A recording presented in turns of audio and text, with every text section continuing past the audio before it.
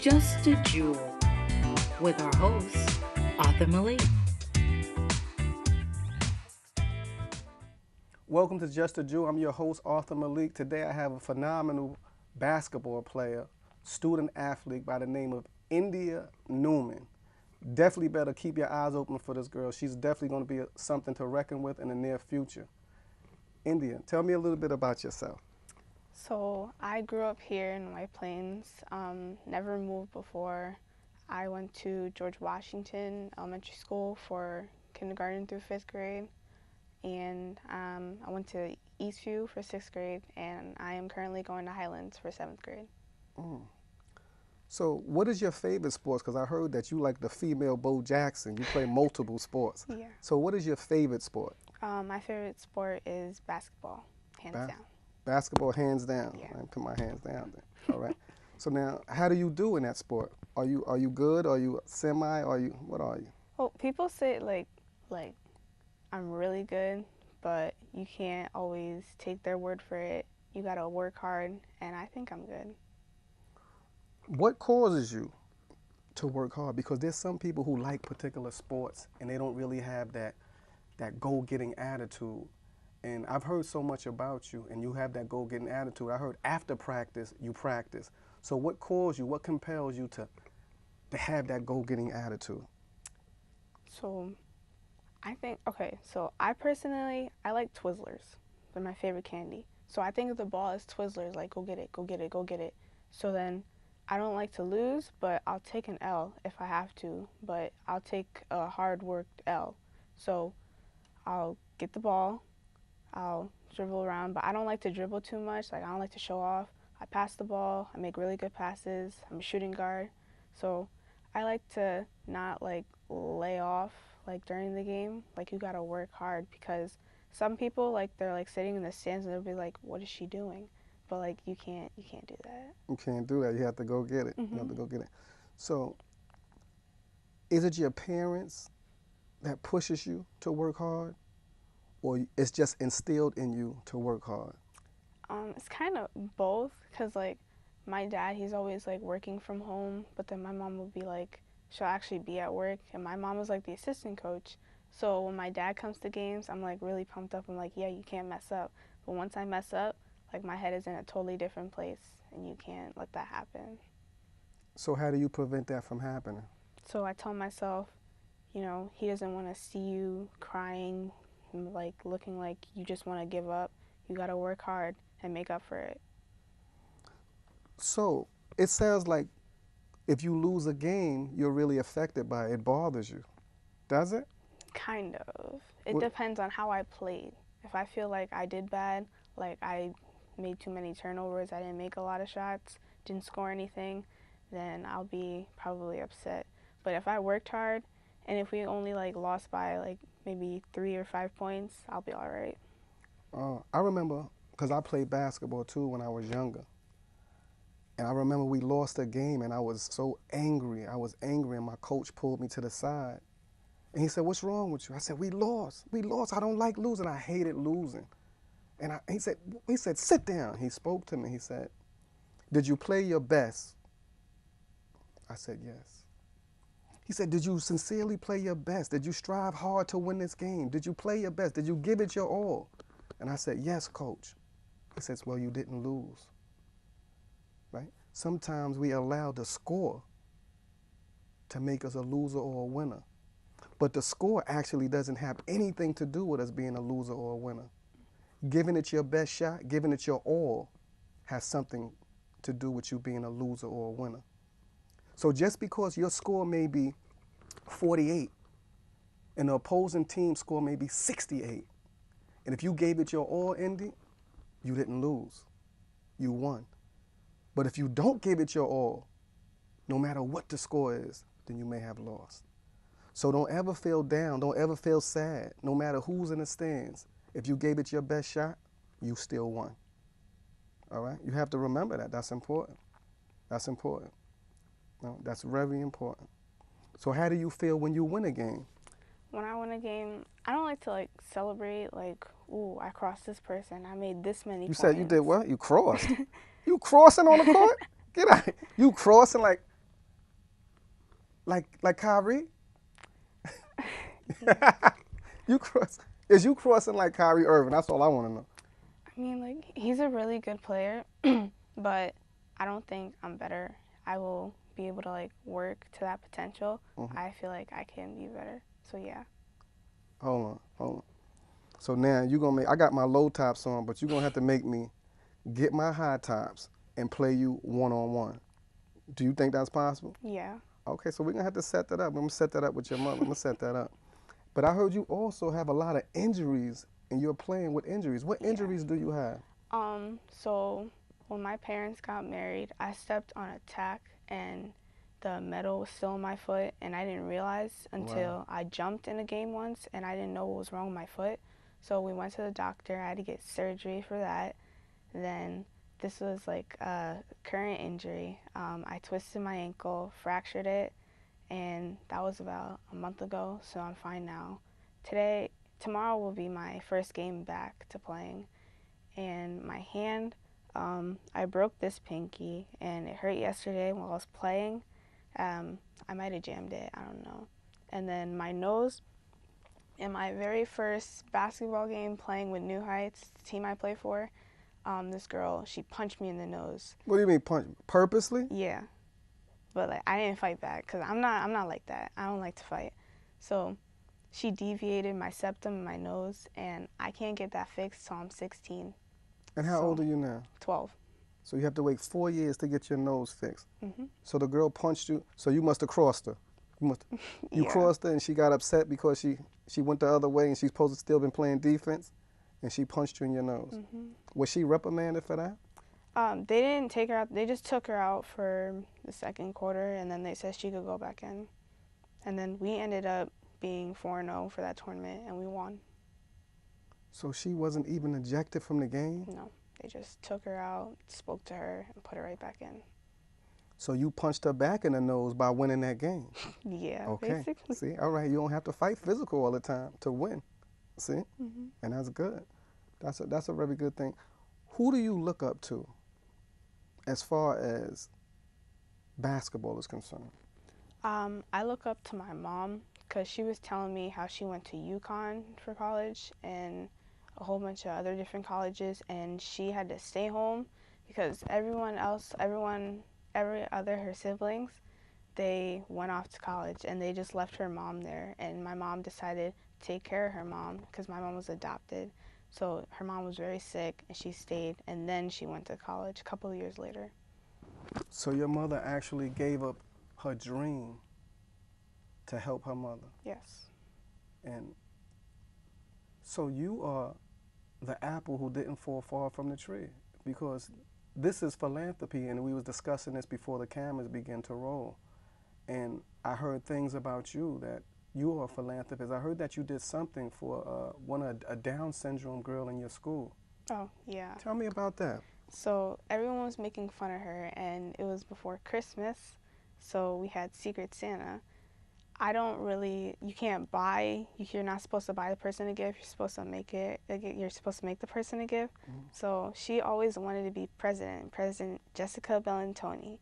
So since she had Down syndrome, I made this poster, and it said, "Vote for me, Jessica Bellantoni." And later, after we came back from Christmas break, I had like a huge party in the classroom with all the 5th graders to go to the classroom and award her 5th grade president.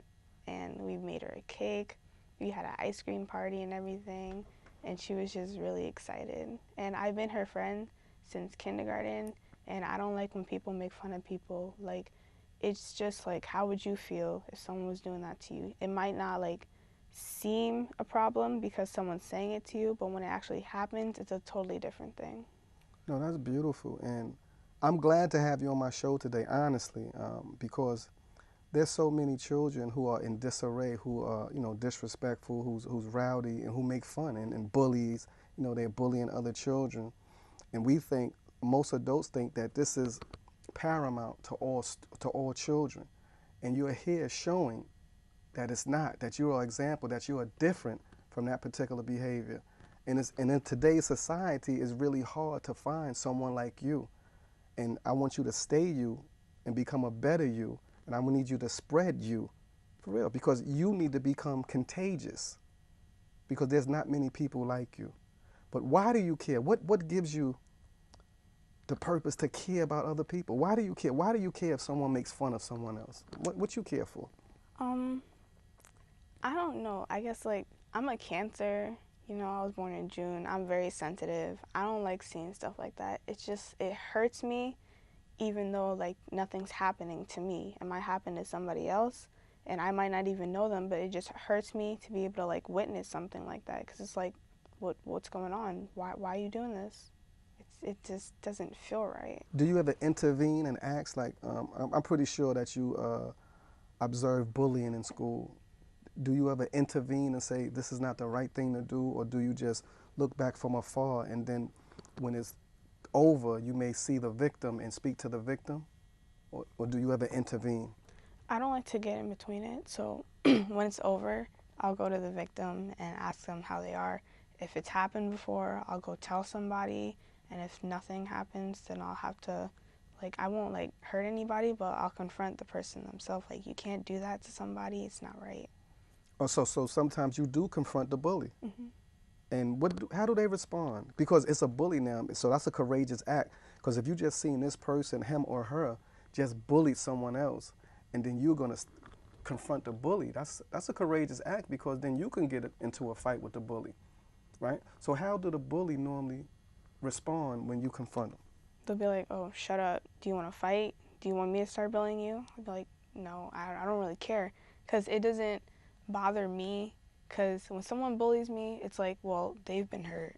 And you can't really judge them for that, because them trying to hurt someone else is trying to make them feel better. So they'll just... Could you repeat that? No, and I'm being serious. I want you to repeat that, and I want y'all to understand what she just said, that bullies are hurt. So they are trying to bully people because they need that self-security. Repeat what you just said. So the bully would try and bully someone else because they're hurt, and they bully other people to make them feel better about themselves, and that's not the answer. So they'll be like, do you want to fight? And I'll be like, no, just stop doing it. And then they'll be like, well, I'm not going to stop. So then that's when I tell somebody about it, and then they'll get in trouble. Okay. So have you ever been bullied? Yes, many times. Many times? My skin color, my hair, how tall I am at this age. What do you mean? What do you mean? What do you mean? What do you mean you've been bullied based on your skin color? What do you mean? They'll call me the N-word, and it just doesn't bother me, because like now you see all these kids getting hurt and shot, and it's nothing new. So white kids call you the N-word? White kids call you the N-word? Okay. For those who are still under the mindset of racism and gonna call Indy the N-word, you have to realize when you were born, you had no say-so in your skin color. Whether you're white, black, Hispanic, yellow, red, you had no say-so in your color.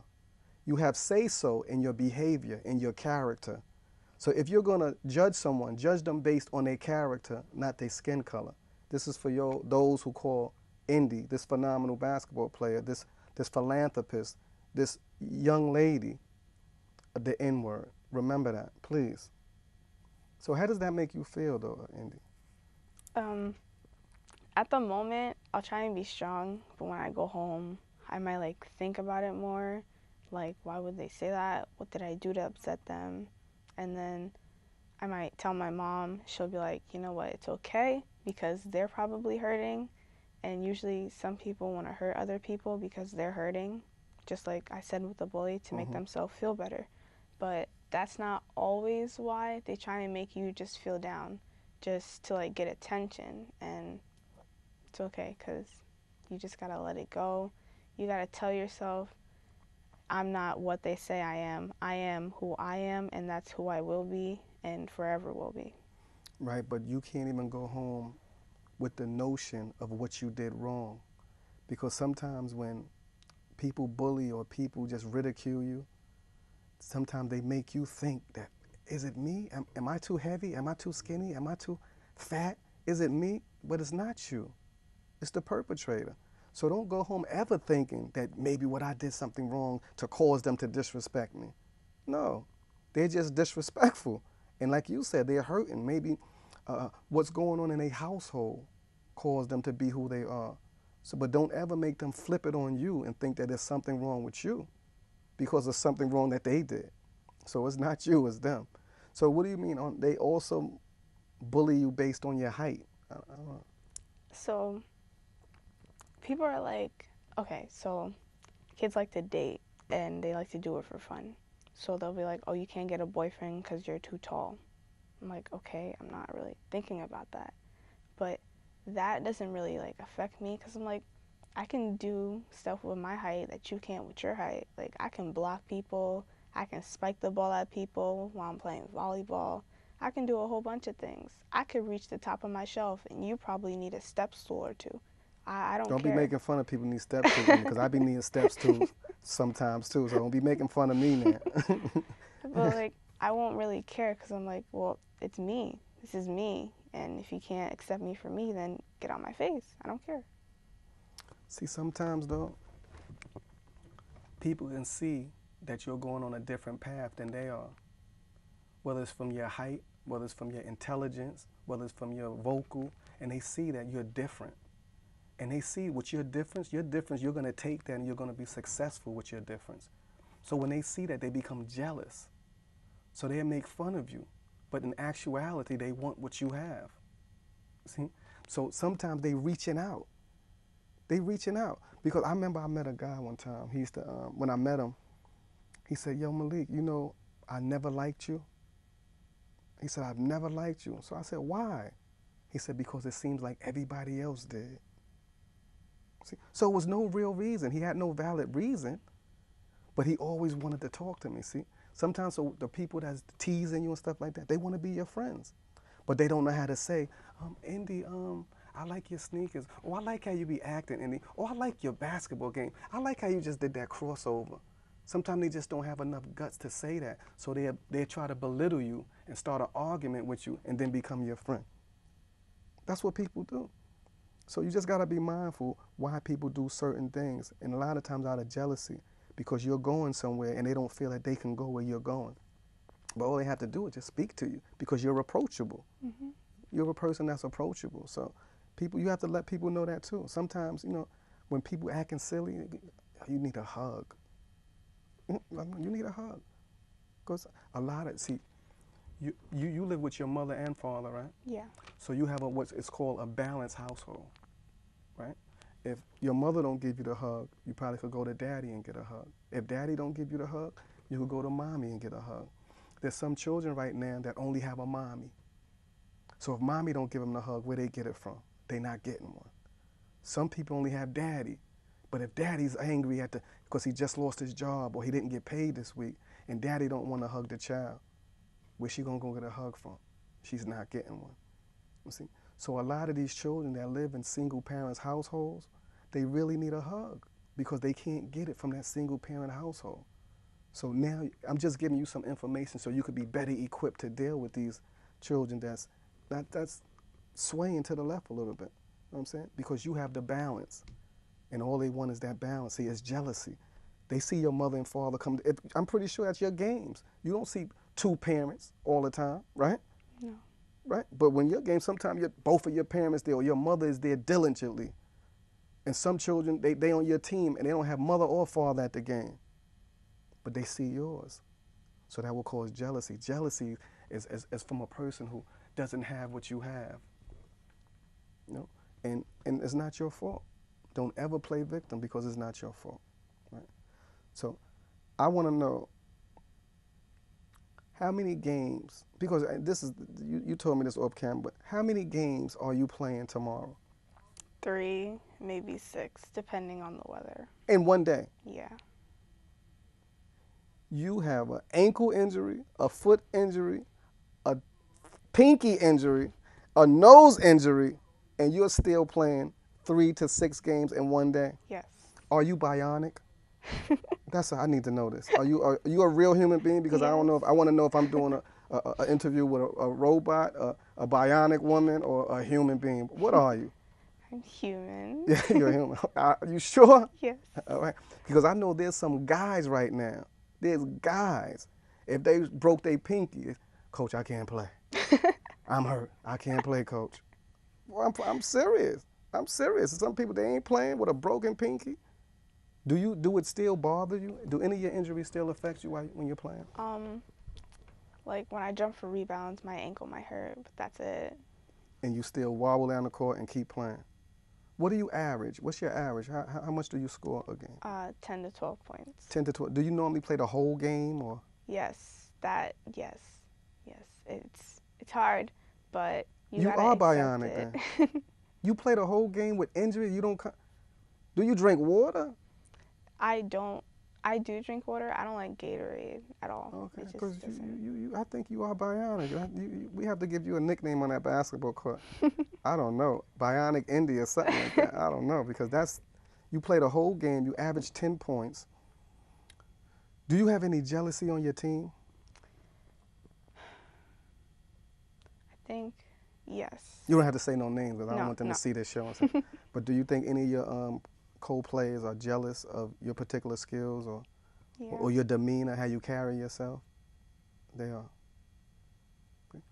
What do you wish to be when you become older? If I don't get drafted into the NBA or the WNBA, No, I have to stop you. I have to stop that. We don't on my show we don't speak like that. We always have positive affirmations. Because if your goal is to be in the WNBA, you say, well, I'm going to be playing in the WNBA. We don't say if. You know what I'm saying? Because if that's your goal, you're going to obtain your goal because you know that you have the ability to obtain your goal. So now I'm going to ask you again, and you don't start no fight on my show, Andy, all right? All right. What do you wish to be? a WNBA player. A WNBA player. So that's your goal. You want to be a WNBA. What college do you wish to attend? I don't know. We were talking about that in 4th grade, and I'm like, I'm in 4th grade, have a long way to go. And it's all so confusing because we were talking about like scholarships, how much different scholarships are, like how much it is to get into this college or an Ivy League college. I'm like, well, what is that? It's so confusing. But how do you do academically? Oh, I'm a very good student. I love school. It's amazing. Oh, so the problem solved.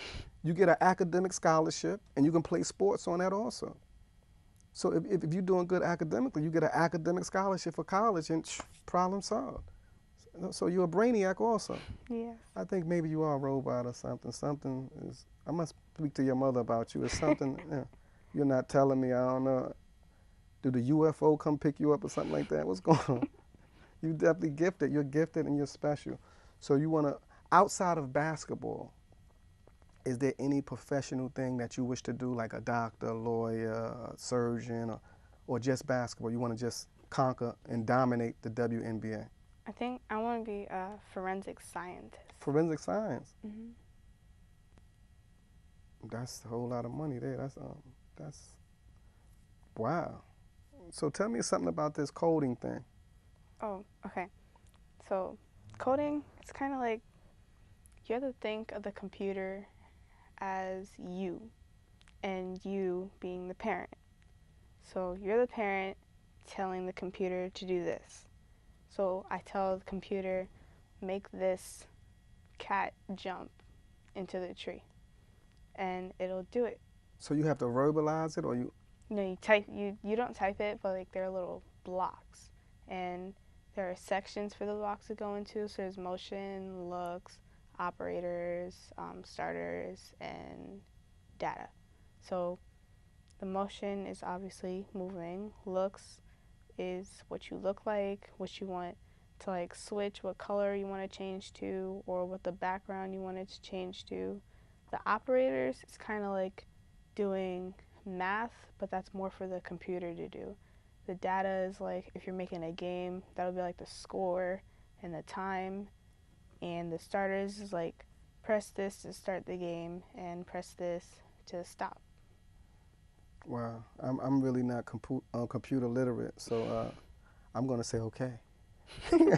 Okay. But let me ask you this. What would you want to thank your parents for? I want you to speak to your parents like as if they were here, and I want you to thank them.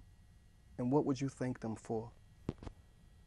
You can start with your mother or your father. I don't want you to do it simultaneously.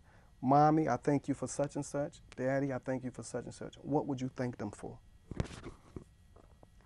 I definitely thank my father for dealing with me, because I am a very crazy child, fun and sometimes not fun, because like we're different genders, so you have to deal with that sometimes.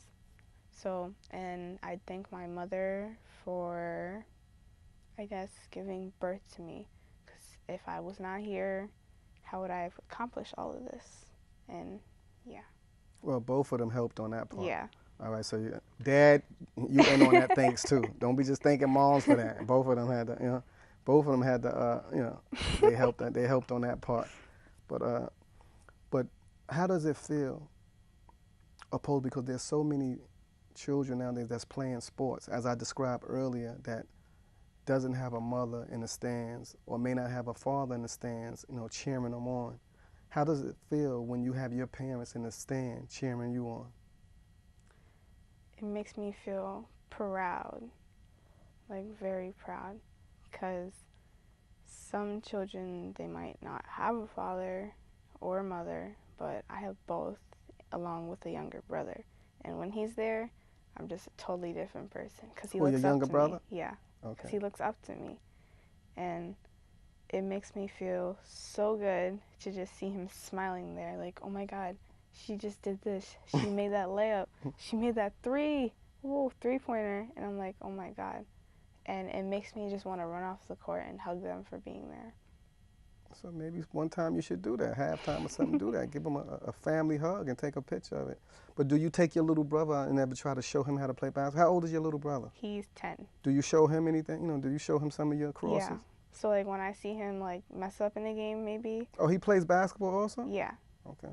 So when I see him like not doing something correctly, I'll take him to the side and be like, okay, so make sure you have the ball here, triple threat, before you do anything, and stop and scan the court before you start moving. And when you get the rebound, hold the ball, see who's open. If nobody's open, then you could dribble up the court. Because I personally think he's a ball hog. He's a ball hog? Yeah, I don't like playing with him.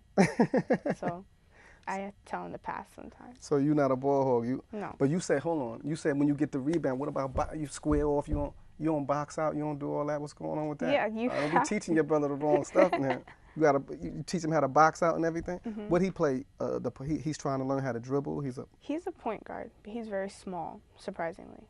Like, cause my parents are tall. My dad's 6'6", my mom's 5'9", and I'm 5'5", and he's like 4'9". But he's 10. Yeah. He could sprout any moment. He can just surpass you. He might be taller than you, looking down on you, showing you how to grab that rebound, beating you one-on-one, like I'm gonna do as soon as me and you play. You know what I'm saying? So. But that's good. So is he good though? Is he? Yeah. Yeah. He can dribble. He can dribble, but if he likes the attention, like I said with some players. So he'll probably dribble too much, then he'll lose it, and then he'll be upset. So you can't. We're running out of time, but before we go, I want you to talk to the bullies. And what would you say to a bully to stop them from bullying? Just talk to the bully right now in the camera and just. How would you stop them from bullying?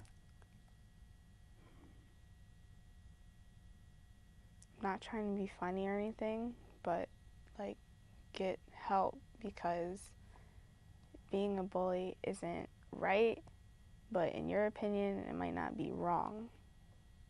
So you might need a hug, you might need someone to be there that's not there right now, but try and get that help that you need. Okay. We're running out of time, but it was definitely a pleasure to have you on my show, Indy. Thank you. Indy, listen, look out for her. She's going to be a phenomenal player. WNBA, watch your back, because she's coming. Just a Jew with Arthur Malik. Peace. Just a Jewel with our host, Arthur Malik.